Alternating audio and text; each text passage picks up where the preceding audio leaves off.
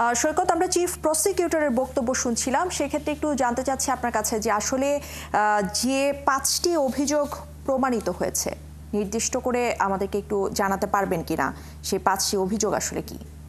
আজকে বেলা 1টার দিকে কিন্তু আন্তর্জাতিক অপরাধ ট্রাইব্যুনালের যে চিফ প্রসিকিউটর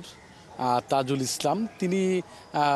একটার কিছুক্ষণ আগে যদিও বলেছিলেন যে তিনি আজকে 12:15 বাজে আনুষ্ঠানিকভাবে শেখ হাসিনার বিরুদ্ধে যে জুলাই গণ অভ্যুত্থানে যে মানবতা বিরোধী অপরাধ সংঘটিত হয়েছিল তার তদন্ত রিপোর্ট তাদের কাছে আসবে এবং প্রসিকিউশনের জমা দিয়েছে তদন্ত সংস্থা, সেই বিষয়ে তুলে ধরবেন। তো তিনি যে আনুষ্ঠানিক যে অভিযোগের বিষয়ে তিনি তুলে ধরেছেন এবং সেখানে তিনি জানিয়েছেন যে শেখ হাসিনার বিরুদ্ধে তারা 5টি অভিযোগের প্রমাণ পেয়েছেন এবং 5টি অভিযোগের থেকে তারা 2টি অভিযোগের বিষয়ে গণমাধ্যমকে জানিয়েছেন। তিনি বলেছেন যে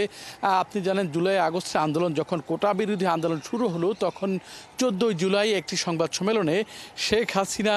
যারা এই আন্দোলন চালিয়ে যাচ্ছিলেন তাদেরকে রাজাকার বলে, রাজাকারের নাতি বলে উল্লেখ করেছিলেন এবং সেই বক্তব্য দিয়ে কিন্তু তিনি এই আন্দোলনের বিরুদ্ধে তিনি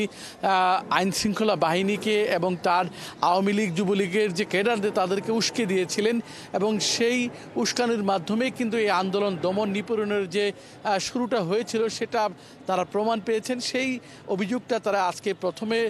নিয়ে এসেছেন, বলেছেন শেখ হাসিনা সেই বক্তব্যের মাধ্যমে উস্কানি দিয়েছেন, পররচনা করেছিলেন। আর আরেকটা বিষয় তিনি বলেছেন যে এই জুলাই আগস্টে আন্দোলনের সময় শেখ হাসিনার যে যত টেলিফোনের কথোপকথন সেগুলোর রেকর্ড তাদের হাতে এসেছে এবং সেখানে তারা প্রমাণ পেয়েছে যে শেখ হাসিনা আইন শৃঙ্খলা বাহিনীকে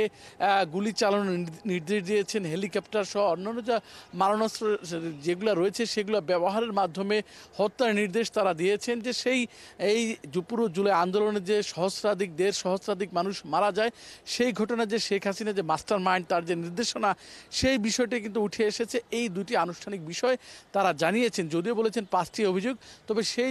আর যে 3টা অভিযোগ রয়েছে সে বলেছেন এই 3টে অভিযোগের বিষয় তাদের কাছে আনুষ্ঠানিক বা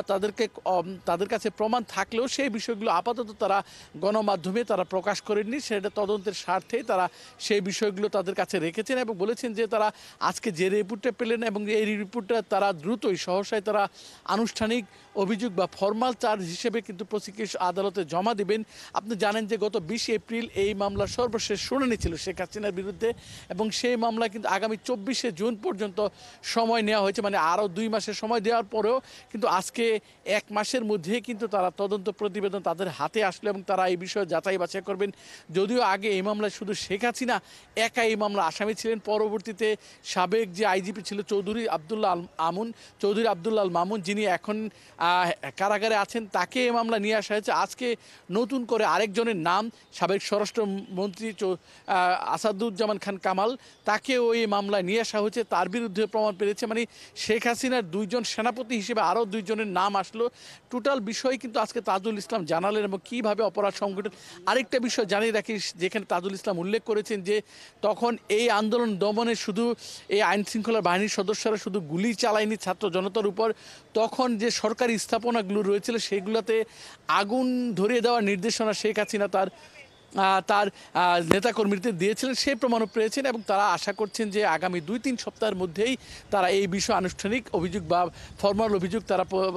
আদালতে দিবেন, সেইটাও চিফ প্রসিকিউটর জানালেন। এই হচ্ছে এখন পর্যন্ত এই মামলার বা আজকে শেখ হাসিনা মামলার তদন্ত প্রতিবেদনের সর্বশেষ পরিস্থিতি।